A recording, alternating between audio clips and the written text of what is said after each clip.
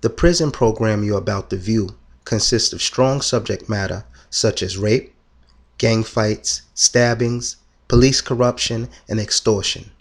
Due to the nature and language of the program, viewer discretion is advised. There are over 2 million inmates in American prisons, state and federal. The stories you're about to hear are from men and women, ex-cons, felons, and convicts who witnessed and survived through rapes, slashings, gang violence, and extortion during their time in America's most dangerous prison systems. Prison X was created to give the viewer a first-person look at prison life during an inmate's most vulnerable time. These are not actors or actresses playing a part. All the stories told are 100% real.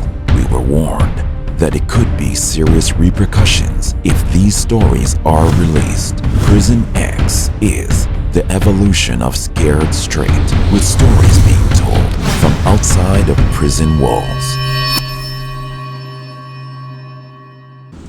My name is Wilbur Johnson. I have a series of DIN numbers. One starts with 98, 57, 88. One was 95, 8, 13, 28. One was 03R, 36, 19.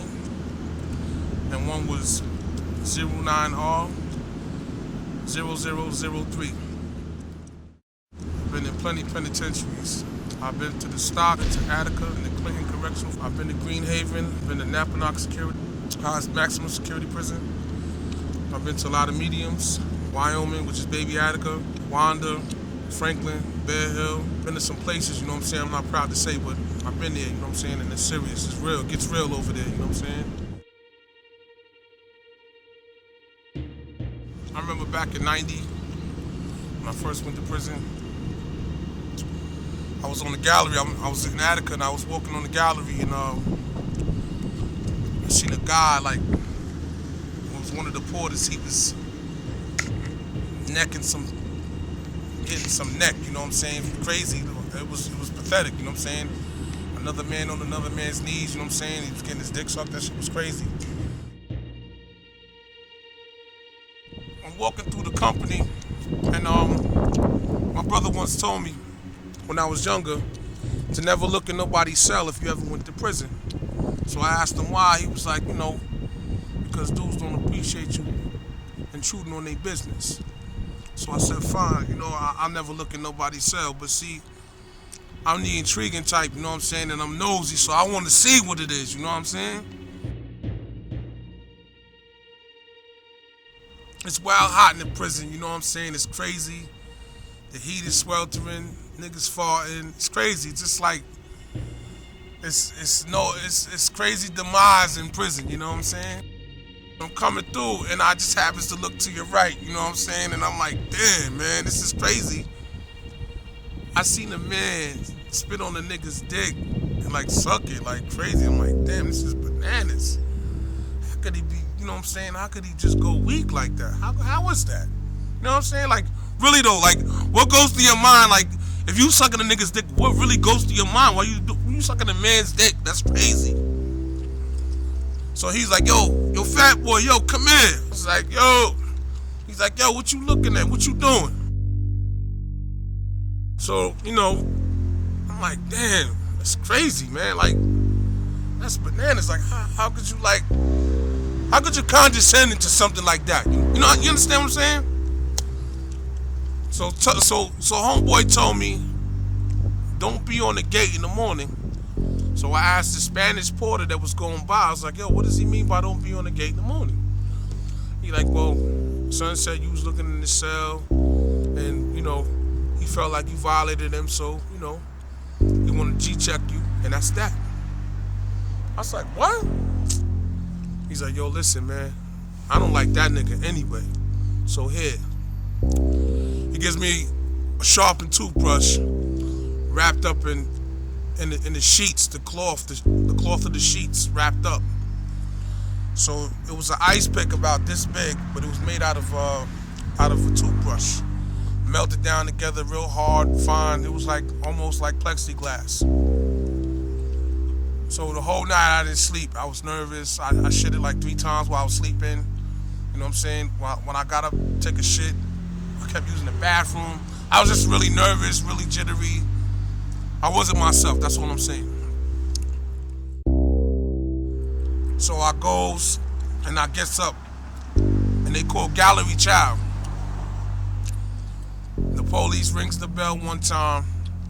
That's for you to, prepare yourself. The second bell is to prep yourself for child. To go to child, excuse me. So I'm up. I seen the Spanish guy that was the porter. He tells me, he said, yo man, listen man, this is what it is right here. So boom, I just hurry up. I followed up with this.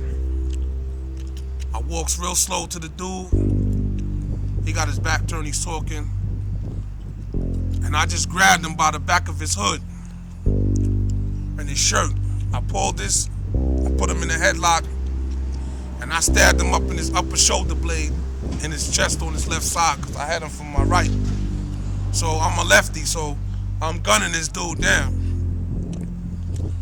So it's all in the gumbo of everything, you know what I'm saying? Because dudes is like trying to pull me off of him. Some dudes is telling me to get him, you know what I'm saying? Because a lot of people were scared of him, but I wasn't afraid of him because I'm a lion, you know what I'm saying? While I was saying this motherfucker out, you know what I'm saying? This motherfucker starts screaming and yelling and crying and shit. Get off me. Somebody help me, get this dude off me, please. He was pleading, you know what I'm saying? But I was trying to kill this motherfucker because I was afraid. You know what I'm saying? So if seemingly you afraid of something, you're going to do something about your situation because you're not trying to let nobody do anything wrong to you. So I asked homeboy out. He's on the ground, he's leaking. He's trying to crawl or get up, but he can't because he's too weak because he lost a lot of blood. You know what I'm saying? And this is true story too, Jay. Mm-hmm.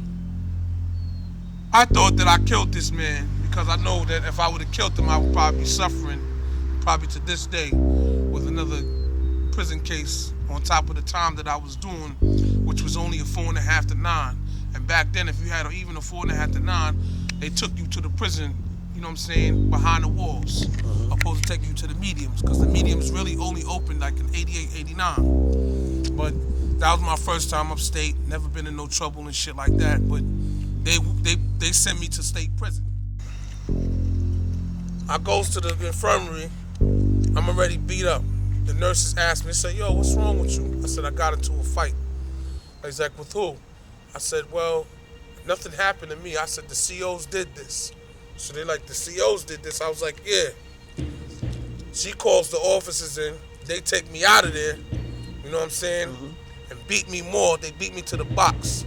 Now the box in Attica Correctional Facility, if those that know, the snake pit is like one of the worstest places in the world to be in. It reminds you of like an asylum.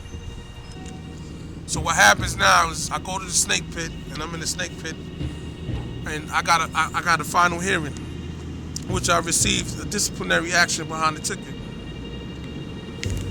I got 6 months in the box for stabbing the man. After he got stabbed, you know what I'm saying? It was like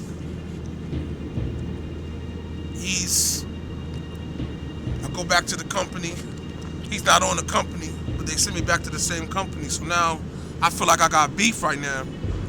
So the porter, which they called Angel, Magada, AKA, he was like, yo, man, listen, just always be on point, man. Don't worry about nothing. I got your back. He was a guard body dude.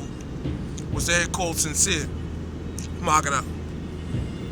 He also told me, he said, yo, man, don't worry about nothing. If anything ever arises, I'm going to hold you down. So I embraced him as a friend because I was afraid. This is my first time in prison. I did not really know what to do, but I did what I did anyway.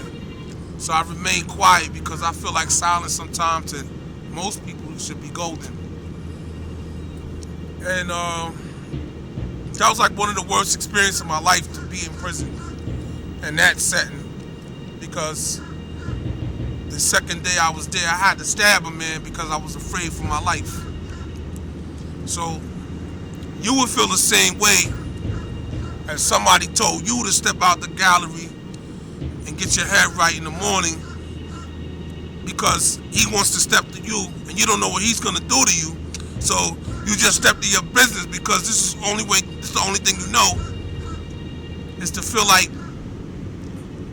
it's either my life or your life. I tried to murder this dude, but I knew that inside something was telling me, stab him a couple of times, because if I would have continuously stabbed him, he would probably died. The man suffered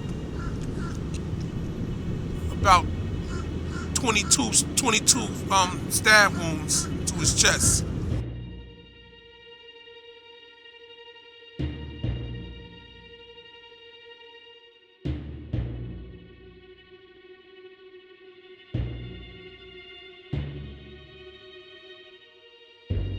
This is Bless, and this is Prison X that you're watching, and that was my story.